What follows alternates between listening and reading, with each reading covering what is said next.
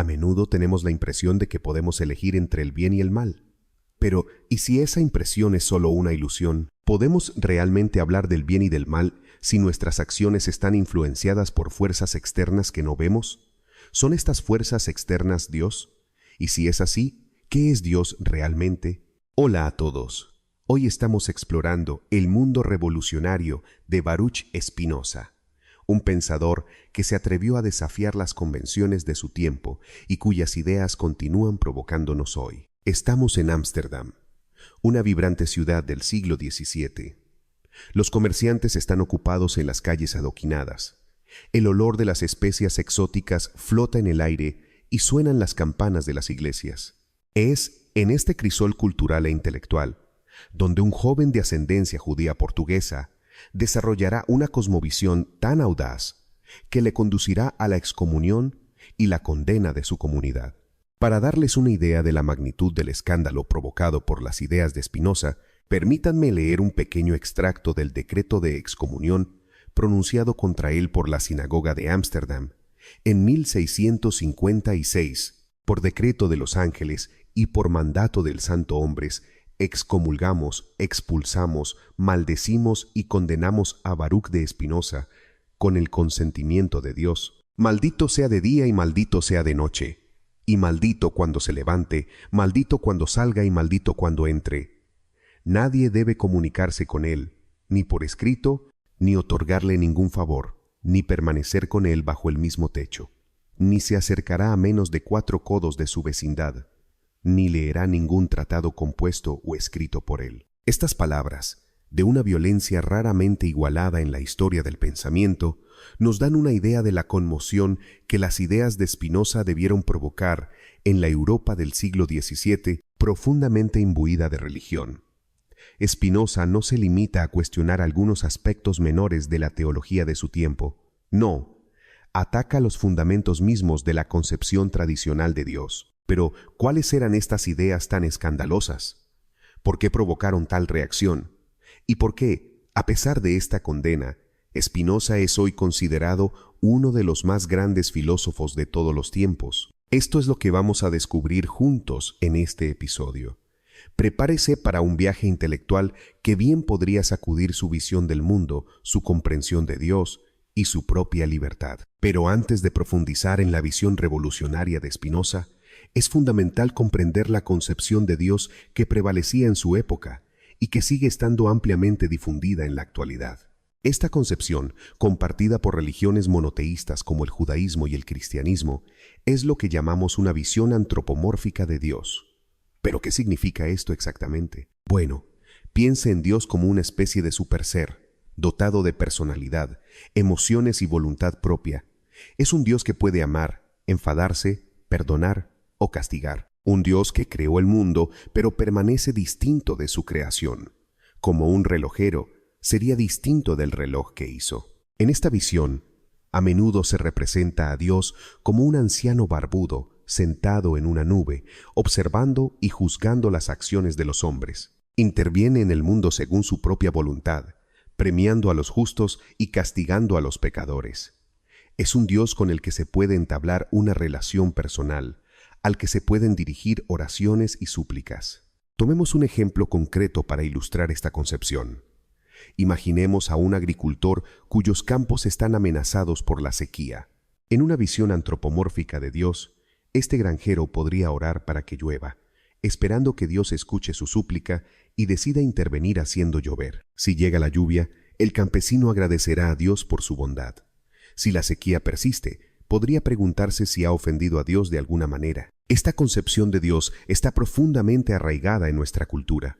Se encuentra en el arte, la literatura e incluso en nuestro lenguaje cotidiano. ¿Cuántas veces hemos escuchado expresiones como «gracias a Dios», «si Dios quiere» o «Dios te bendiga»? Todas estas expresiones reflejan esta visión de un Dios personal, dotado de voluntad y capaz de intervenir en nuestras vidas. Pero este concepto de Dios plantea muchos problemas filosóficos.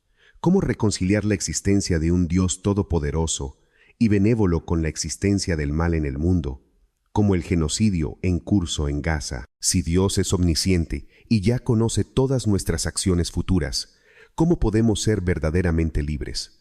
Y si Dios es perfecto e inmutable, ¿cómo puede sentir emociones cambiantes como el amor o la ira? Es frente a estas cuestiones espinosas que Spinoza desarrollará una concepción radicalmente diferente de Dios. Una concepción que conmocionará a sus contemporáneos y sacudirá la filosofía occidental. Spinoza rechaza categóricamente la idea de que Dios pueda tener un plan para la humanidad. Según él, estas nociones no solo son falsas, sino también peligrosas. Nos mantienen en un estado de ignorancia y sumisión, impidiéndonos entender el mundo como realmente es. Baruch Spinoza afirma que Dios no es lo que siempre hemos creído. No ve a Dios como un ser separado del mundo, dotado de una voluntad personal o que interviene en los asuntos humanos. Imagínese el shock, la confusión o incluso la ira que esto podría provocar. Esto explica el severo anatema que mencioné antes. Esta conmoción y enojo por su concepción de Dios es tan radicalmente diferente de la visión tradicional que algunos lo han acusado de ateísmo, cuando en realidad Dios está en el centro mismo de su filosofía. Para Spinoza, Dios no es un ser trascendente, separado del mundo, sino idéntico a la naturaleza misma. Esto es lo que expresa con la fórmula latina Deus sive natura, Dios, es decir, naturaleza. También podemos traducirlo como Dios o naturaleza. Esto es revolucionario, pero cuidado, cuando Spinoza habla de naturaleza, no se refiere simplemente a árboles, montañas y ríos. Está hablando de la totalidad de la existencia de todo lo que es, ha sido o será alguna vez. Imagine el universo entero, en toda su inmensidad y complejidad vertiginosa, galaxias distantes, misteriosos agujeros negros, cada átomo, cada partícula y cada pensamiento que cruza por tu mente en este momento. Todo esto, en su infinita diversidad y unidad fundamental, es Dios según Spinoza. Esta concepción de Dios como una sustancia única e infinita está en el corazón de la metafísica de Spinoza. Según él, solo hay una sustancia en el universo, y esta sustancia es Dios o la naturaleza. Todo lo que percibimos como cosas distintas, tú, yo, mi cigarrillo, este café negro sin azúcar, este viejo portátil, son en realidad solo modos o expresiones de esta sustancia divina única. Entonces la pregunta es, ¿por qué necesitamos el nombre de Dios? Si Dios es naturaleza, ¿por qué seguir llamándola Dios? ¿Por qué no llamarlo mundo? Normalmente Dios es un creador distinto de su criatura. Dios es un creador que preexiste a su criatura. Dios quiere lo que quiere y produce el mundo. Esto es lo que llamamos teísmo. El teísmo, del griego theos, Dios, es una concepción que afirma la existencia de un Dios que es a la vez personal, único, causa del mundo en el que actúa. Pero Spinoza dice que no, Dios y el mundo son lo mismo. Entonces, no hay un Dios que crea el mundo, sino que Dios es el mundo y el mundo es la naturaleza. Deus sive natura. Pero ¿cómo entender esta sustancia divina única? Spinoza nos dice que posee una infinidad de atributos, de los cuales solo podemos percibir dos: extensión o materia, y pensamiento. Todo lo que existe en el mundo es expresión de uno u otro de estos atributos, o de ambos al mismo tiempo. Entonces, una infinidad de atributos de los cuales solo dos nos son accesibles: extensión y pensamiento. Tomemos un ejemplo para ilustrar esta idea aparentemente compleja. Imagina una ola en el océano. La ola parece ser una entidad distinta, con su propia forma y movimiento, pero en realidad es solo una expresión momentánea del propio océano. No tiene una existencia separada del océano. De la misma manera, según Spinoza, todos somos modos o expresiones de la sustancia divina como olas en el océano de la existencia. De modo que Dios como sustancia única tiene profundas implicaciones. Si todo es Dios, entonces todo lo que sucede en el universo se deriva necesariamente de la naturaleza de Dios. Esto es lo que llamamos determinismo. La idea de que no hay azar ni contingencia en el universo, sino que todo está determinado por causas necesarias. Imagínese un juego de dominó. Una vez que hayas ordenado las piezas y empujes la primera, todas las demás necesariamente caerán siguiendo las leyes de la física. De la misma manera, para Spinoza, todo lo que sucede en el universo es el resultado necesario de las leyes de la naturaleza o de Dios. Esta concepción de Dios es radicalmente diferente de la visión tradicional. Spinoza rechaza firmemente la idea de un Dios antropomórfico, es decir, un Dios con atributos humanos como las emociones o la voluntad. Para él, atribuir características humanas a Dios es una proyección de nuestras propias limitaciones sobre un concepto que debería estar más allá de tales características. Piénselo por un momento. Si Dios es todo lo que existe, ¿cómo podría tener una voluntad distinta de la totalidad de la existencia? ¿Cómo podría intervenir en el mundo, siendo Él el mundo? ¿Cómo podría juzgar o castigar, ya que todo lo que sucede es una expresión necesaria de su naturaleza? Sé que estas ideas pueden parecer abstractas y difíciles de comprender al principio, pero no te desanimes. La belleza de la filosofía de Spinoza reside precisamente en su capacidad de hacernos ver el mundo de una manera radicalmente nueva. Ahora que hemos sentado las bases de la concepción de Dios de Spinoza, profundicemos en una de sus características más revolucionarias: la inmanencia de Dios. Contrariamente a la visión tradicional de un Dios trascendente, es decir, por encima o fuera del mundo, Spinoza propone un Dios inmanente, presente en todas las cosas. Para él, Dios no está separado del mundo que creó, sino que está presente en todos los aspectos de la realidad. Por ejemplo, imagina por un momento que estás contemplando una magnífica puesta de sol. Los colores vivos que surcan el cielo, el calor del sol en la piel, la sensación de asombro que se experimenta. Todo esto, según Spinoza, es una manifestación de Dios, no en el sentido de que Dios creó este espectáculo para tu placer, sino en el sentido de que la puesta de sol misma, tu percepción de ella y tu reacción emocional son todos aspectos o modos de la sustancia divina. Esta idea de inmanencia es profundamente contraintuitiva para muchos de nosotros, acostumbrados a pensar en Dios como un ser separado. Pero tiene implicaciones fascinantes. Si Dios es inmanente en todas las cosas, significa que cada aspecto de la realidad, desde el más grande hasta el más pequeño, desde el más bello hasta el más feo, es una expresión de la naturaleza divina. Para comprender mejor esta idea, tomemos otro ejemplo concreto: una sesión de pintura. Desde una visión tradicional, uno podría ver a Dios como un observador externo de la obra, tal vez incluso como quien proporcionó los materiales, pero que permanece fuera del acto creativo. En la visión espinosista, Dios está presente en todos los aspectos del cuadro. Las herramientas y el lienzo del artista son modos de Dios bajo el atributo de extensión, materia. Las ideas del artista, los conceptos de composición y color son modos de Dios bajo el atributo del pensamiento. Las pinceladas y mezclas de colores sobre el lienzo son la expresión de estos dos atributos simultáneamente.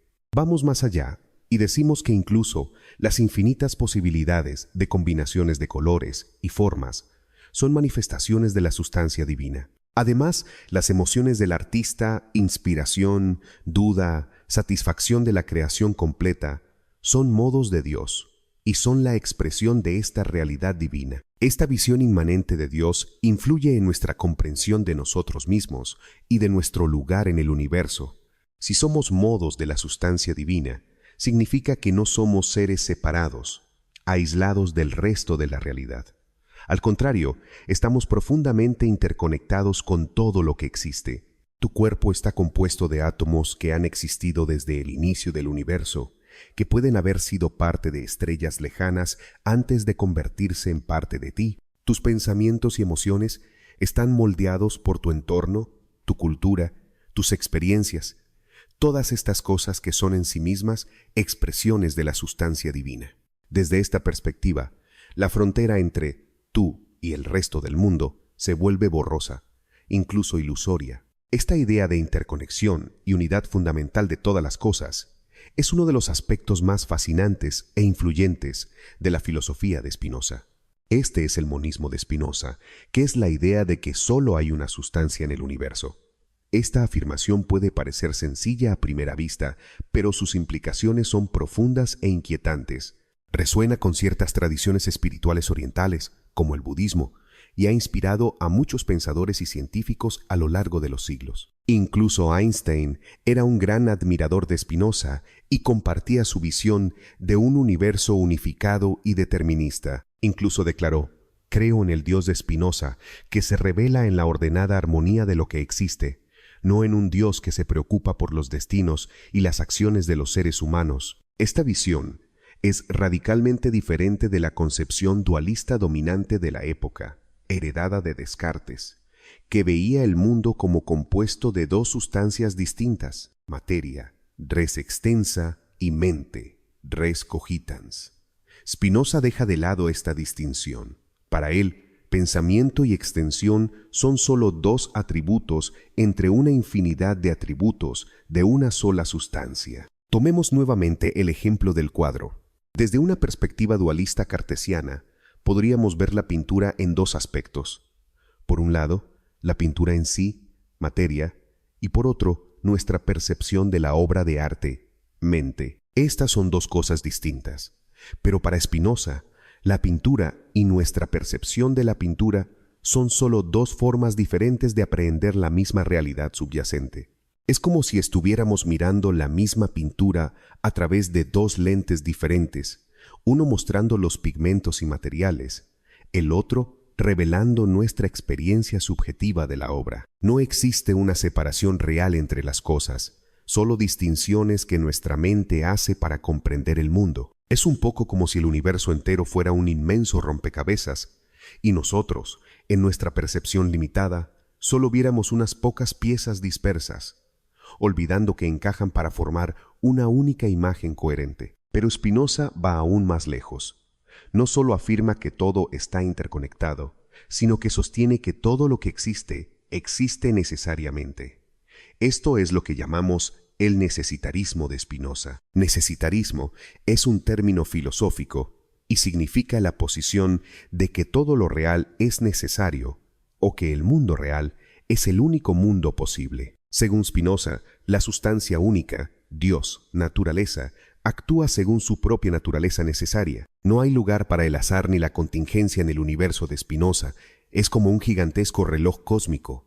Cada engranaje y resorte de este reloj representa un aspecto del universo. Según Spinoza, el movimiento de cada pieza en cada momento está necesariamente determinado por el funcionamiento del conjunto, las leyes de la naturaleza, y por las posiciones previas de los demás engranajes.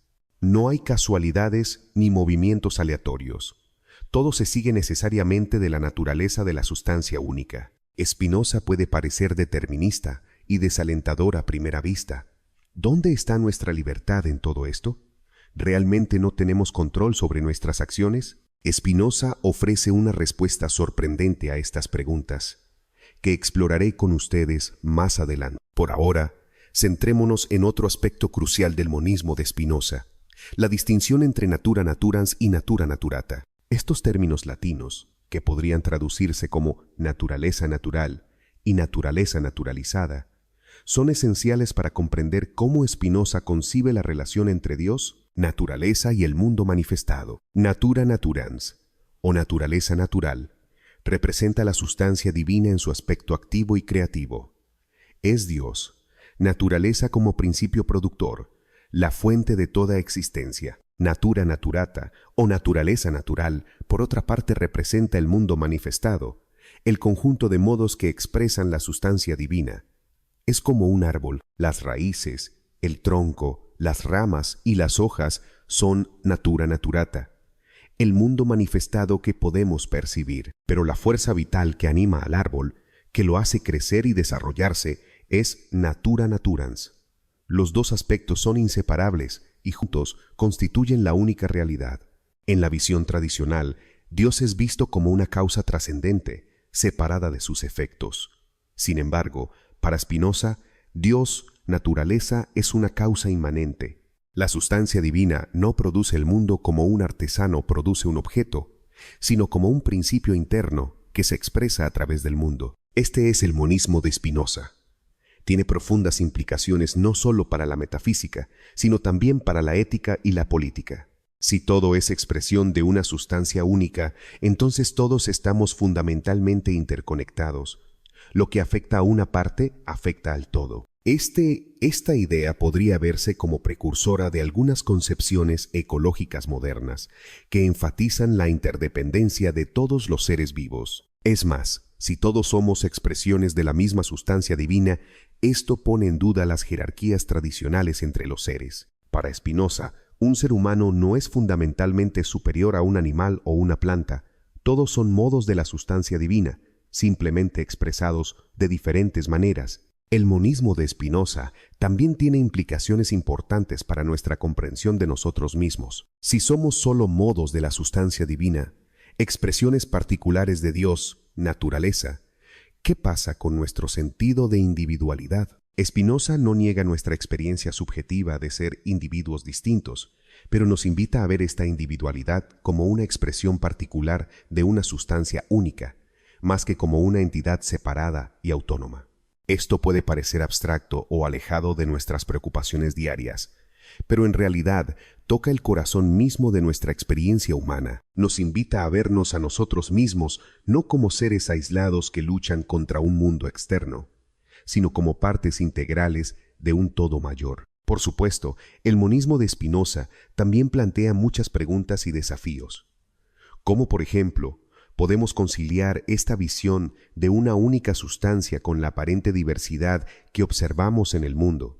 ¿Cómo podemos explicar el surgimiento de la conciencia individual a partir de esta única sustancia?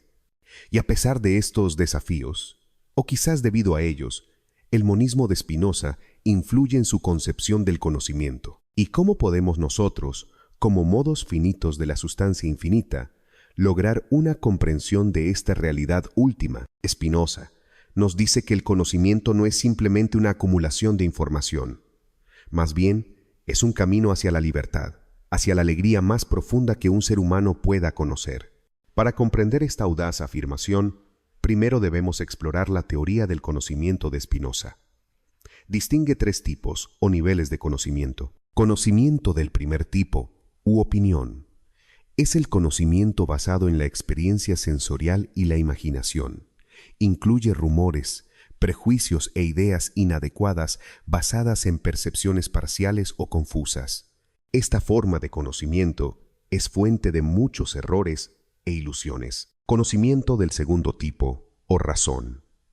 Es el conocimiento basado en nociones comunes e ideas adecuadas de las propiedades de las cosas. Nos permite comprender las relaciones causales y las leyes generales que gobiernan los fenómenos. Conocimiento del tercer tipo, o conocimiento intuitivo. Esta es la forma más elevada de conocimiento.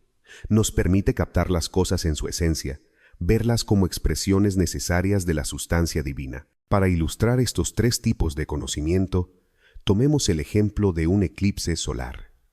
En el nivel de conocimiento del primer tipo, opinión, una persona podría ver el eclipse como un presagio aterrador o un signo divino, basado en supersticiones o creencias infundadas. En el nivel de conocimiento del segundo tipo razón, un astrónomo podría entender el eclipse como el resultado de los movimientos relativos de la Tierra, la Luna y el Sol, utilizando modelos matemáticos y observaciones empíricas. En el nivel de conocimiento del tercer tipo, conocimiento intuitivo, uno podría captar intuitivamente el eclipse como una expresión necesaria del orden cósmico, viendo en este evento la manifestación de la sustancia divina en toda su complejidad y belleza.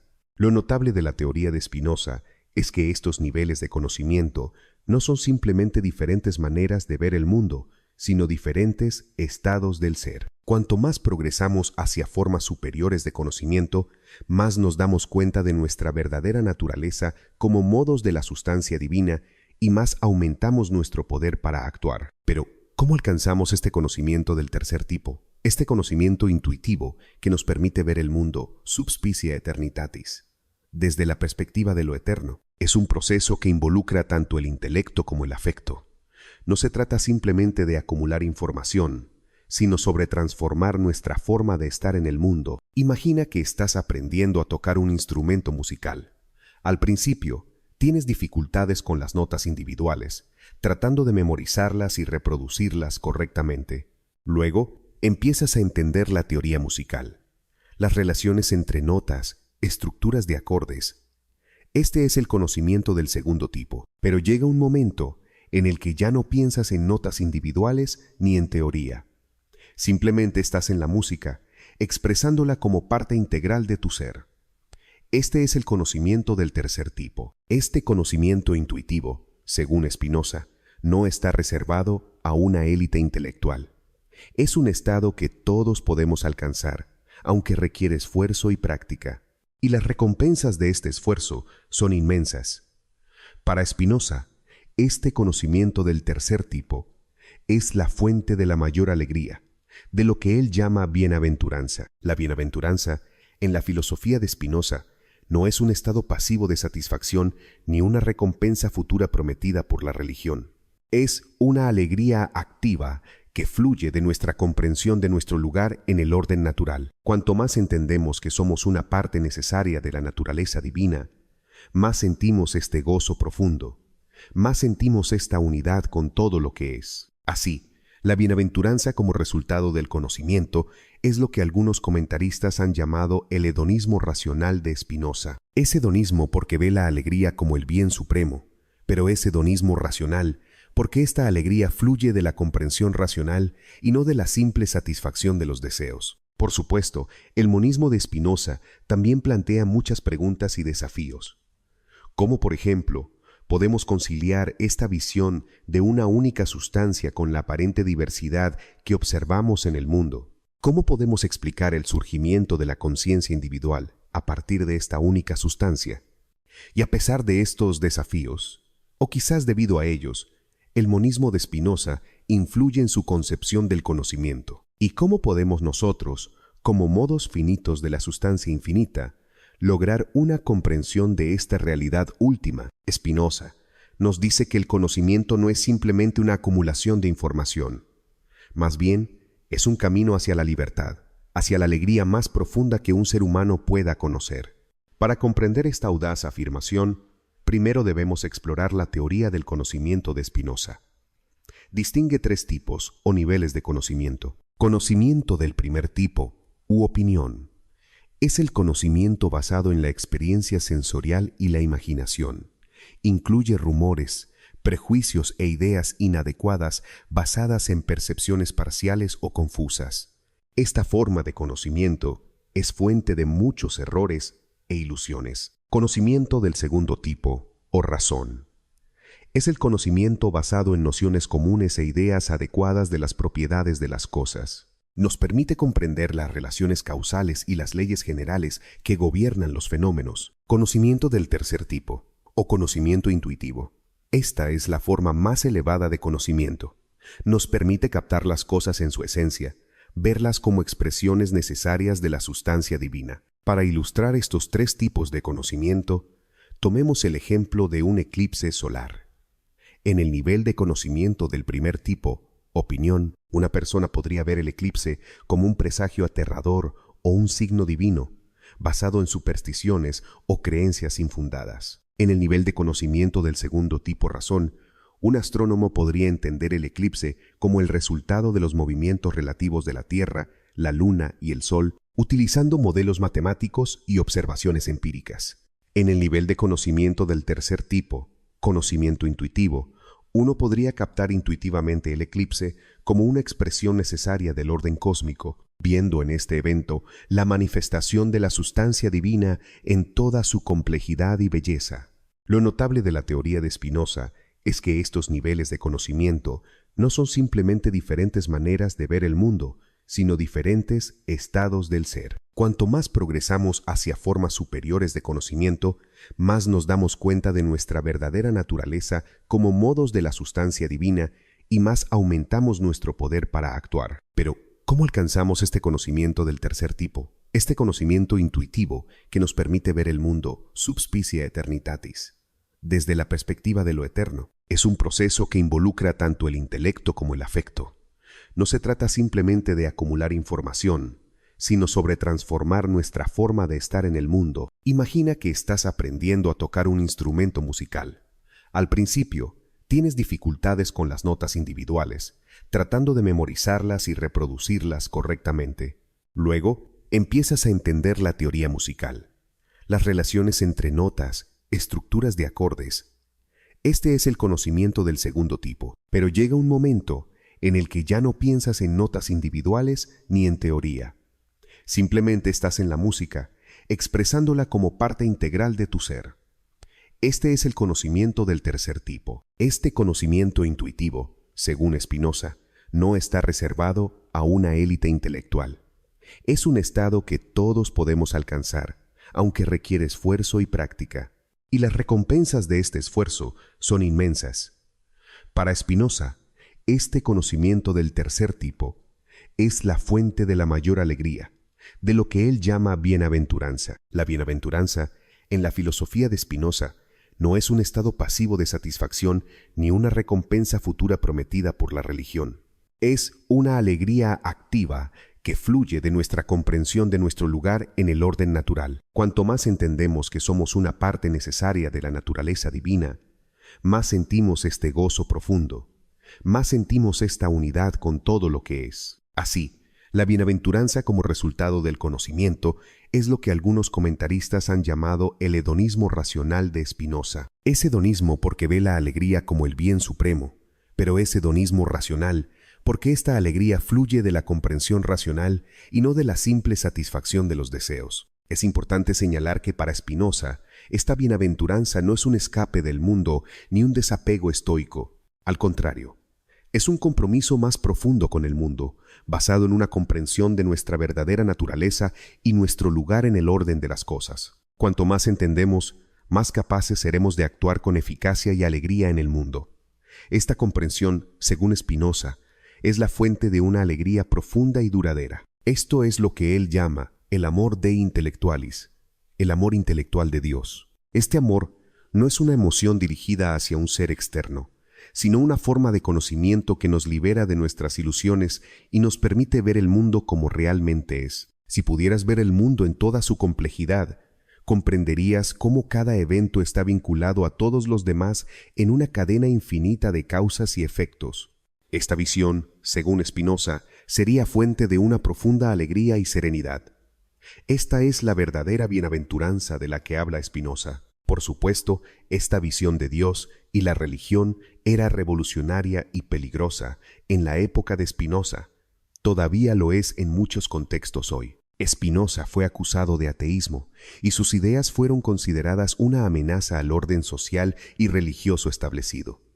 Pero el propio Spinoza no se consideraba ateo, creía profundamente en Dios, pero en un Dios idéntico a la naturaleza, un Dios que se manifestaba en todos los aspectos del universo, desde las galaxias más grandes hasta las partículas subatómicas más pequeñas, un Dios como naturaleza, o más bien Dios, es decir, naturaleza. Para Spinoza, la verdadera piedad no consiste en adorar a un Dios externo, ni en seguir rituales prescritos. Consiste en comprender la naturaleza y nuestro lugar dentro de ella. Cuanto más entendemos el orden natural de las cosas, más nos acercamos a Dios. No a un Dios personal, sino a Dios como la sustancia infinita del universo. Entonces no, la lluvia caerá o no según las oraciones de un granjero o el capricho de una entidad sobrenatural, sino más bien según las leyes necesarias de la naturaleza, y esto nos lleva directamente a su comprensión de la libertad y el determinismo. Te invito a hacer un pequeño experimento mental. Imagínese un hámster en una rueda. A primera vista, parece que el hámster opta por correr a toda velocidad y cambiar de dirección a su antojo, pero en realidad está atrapado en una rueda que lo hace girar en círculos, y sus movimientos están enteramente determinados por la estructura de la rueda y la fuerza con la que gira. Para Spinoza, somos un poco como este hámster, no somos libres. La libertad, así como el libre albedrío, son ilusiones. Estos conceptos nunca han existido realmente. No tomamos decisiones. Esta perspectiva marca una profunda ruptura con el cristianismo. El cristianismo afirma que un Dios creó el mundo. Spinoza, en cambio, propone otra visión. No es Dios quien crea el mundo, sino que Dios es el mundo mismo. En este sentido, Dios y el mundo son una y la misma cosa. En la narrativa cristiana, uno puede hacer cualquier cosa, excepto comer el fruto del conocimiento. Cuando la mujer probó este fruto, nació el pecado original. De esta historia surge la idea cristiana del libre albedrío, según la cual tenemos la capacidad de elegir entre el bien y el mal. Si elegimos el bien, somos recompensados, uri, y si elegimos el mal, somos castigados. Pero para Spinoza no hay libre albedrío, ni libertad, ni bien, ni mal. Para él, tenemos la impresión de elegir libremente nuestras acciones. Los hombres se creen libres porque ignoran las causas que las determinan. Pero en verdad, nuestras elecciones están dictadas por fuerzas y causas externas que no percibimos, porque no somos conscientes de los mecanismos internos que determinan nuestras decisiones. La ilusión de libertad es como la del hámster que cree que controla su carrera mientras simplemente sigue las limitaciones de la rueda. Esto es lo que Spinoza llama la ilusión del libre albedrío. Entonces, no hay dos mundos, sino uno solo. No existe un Dios creador y su criatura, pero Dios y la criatura son la misma cosa.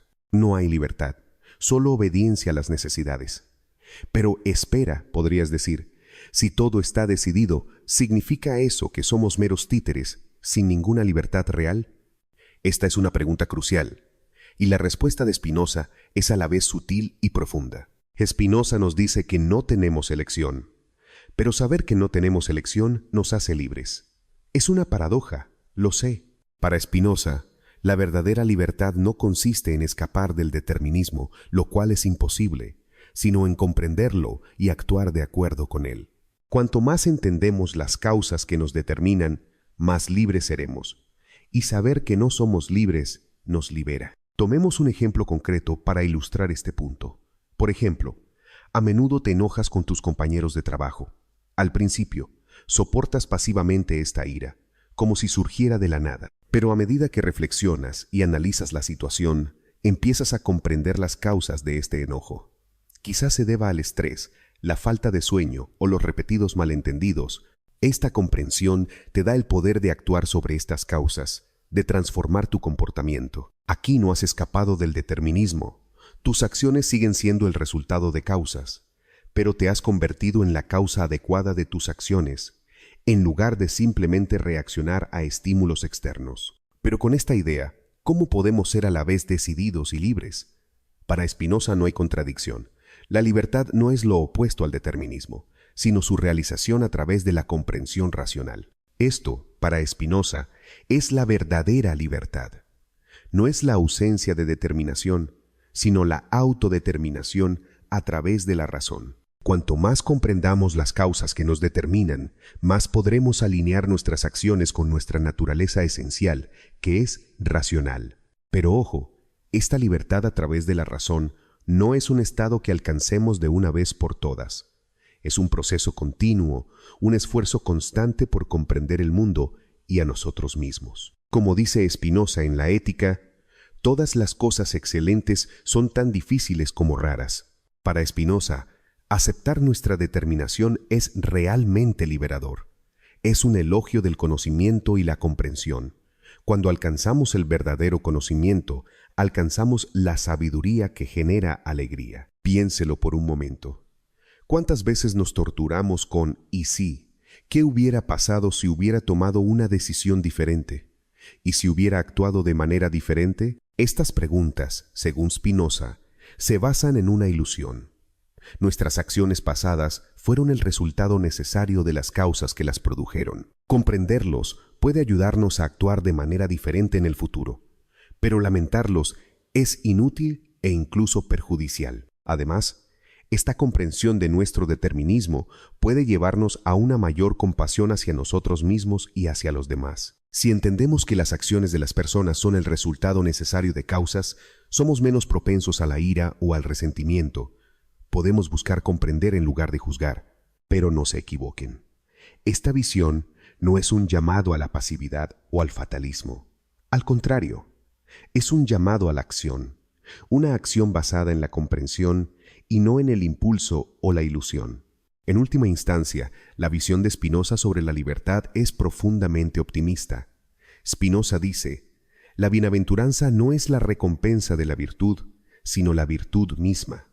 En otras palabras, la verdadera libertad, la verdadera alegría, no viene como una recompensa externa por nuestras acciones, pero es inherente al acto mismo de comprender y actuar de acuerdo con nuestra naturaleza racional. Spinoza también dice que experimentamos que somos inmortales, Lo que quiere decir es que somos parte de un mundo donde nada se pierde, nada se crea, todo se transforma. Estábamos en este mundo antes de estar vivos. Estamos aquí como seres vivos y estaremos aquí después de que dejemos de estar vivos. Por lo tanto, experimentamos que somos inmortales. Las ideas de Spinoza pueden parecer abstractas o distantes de nuestras preocupaciones cotidianas, pero eso es precisamente lo que hace a Spinoza tan fascinante y relevante, incluso hoy, más de 3 siglos después de su muerte. Sus ideas continúan desafiándonos, empujándonos a cuestionar nuestras suposiciones más fundamentales sobre nosotros mismos y el mundo. Entonces, queridos oyentes, como dijo Spinoza, cuanto más entendemos las cosas individuales, más entendemos a Dios. Te desafío a que intentes ver el mundo a través de los ojos de Spinoza. Observa los eventos de tu vida, tus emociones, tus interacciones con los demás e incluso el acto de dar me gusta y suscribirte a mi canal, no como hechos aislados, sino como partes de un todo interconectado. Busca comprender las causas detrás de tus acciones y las de los demás. Y tal vez, solo tal vez, sientas un poco de esa bienaventuranza de la que habla Spinoza, esa alegría serena que surge de comprender nuestro lugar en el orden natural. Cada pequeño esfuerzo por comprender es un paso hacia una mayor libertad y una mayor alegría. Por lo tanto, mantenga la mente abierta, mantenga la curiosidad y no tenga miedo de cuestionar sus propias creencias, porque es en este cuestionamiento constante, en esta búsqueda de comprensión, donde reside la verdadera libertad, gracias